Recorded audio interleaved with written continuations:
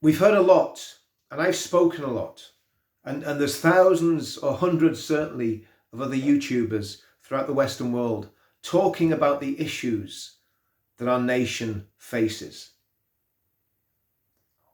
And I'm going to reiterate it once more, that our battle isn't against flesh and blood, but it's against powerful entities, powerful forces, principalities, wickedness in high places, spiritual wickedness in high places.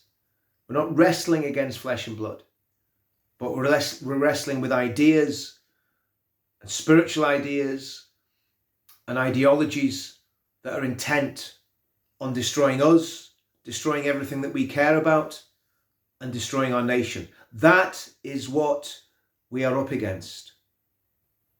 And I've called it a great army of darkness on many, many occasions. And it is a great army of darkness. It wants to enslave you. It wants to enslave me. It wants to enslave our children and our children's children. And as I said before, this great army of darkness, you could call it the black, the red, the green. And I count the black and the green as the Islamists.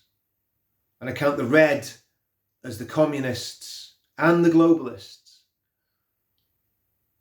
They don't care about all the things that we hold dear and we hold precious. They don't care about families and individual liberty. They've done everything they could for the past 50 years to destroy the family. They don't care about our faith. They are absolutely actively opposed to the faith that held this country together for some 1400 years. Possibly more if we go back to Roman times. And they don't care about the flag. In fact, many of them despise the flag. Some of themselves wrap themselves in the flag, but only for political expediency. That great army of darkness must be defeated. And we are the generation that has to defeat it. And I want to ask what you would do. What will you do to win this great battle of our age? What will you sacrifice to take part in this great battle? What will you lay down? What will you lay aside? What will be called of you? And what are you going to have to do to save your children and your children's children from the darkness that is already taking over our land, the tyranny, the totalitarianism, the destruction of freedom, the religious oppression, the silencing of freedom of conscience and speech, and even freedom of assembly and movement? What will you do to fight against this tyranny that is stalking our land?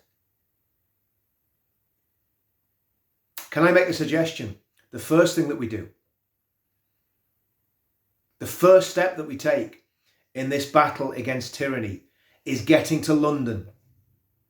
Getting to London on the 1st of June. We're meeting at Victoria Station. We're expecting thousands of people to come because we know that the country, the nation, the good people of this country, the decent people, the silent majority, the hard-working, hard-slogging silent majority that have had the state's knee on the neck, they're having the Islamists' knee on the neck, they're having the communists' knee on the neck, they're having the globalists' knee on the neck, are going to stand up and break out of that bondage. And are going to stand for this nation and fight for this nation and protect this nation. And there's thousands coming. There are thousands coming on the 1st of June to Victoria Station for 12 o'clock. Will you be one of them? I'm not going to say what General Kitchener said, your country needs you, but your country does need you. And it needs you on the 1st of June. There's people coming from all over the world. It's going to be an absolutely epoch-making event. This is not the turning point. This is the breaking point for our nation. This is the time that we have to stand up. And there are solutions and there are answers to the problems. And if you want to hear them firsthand and you want to be involved in the discussion, as I do, well then on the 1st of June, you're going to be in London We're going to make our way to Parliament Square, that seat of government.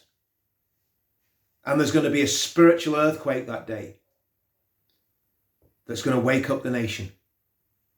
The nation's asleep. It's been asleep for too long. It's time that this sleeping giant of the United Kingdom, of the British Isles in fact, wakes up and starts to put things right. See you all on the 1st of June.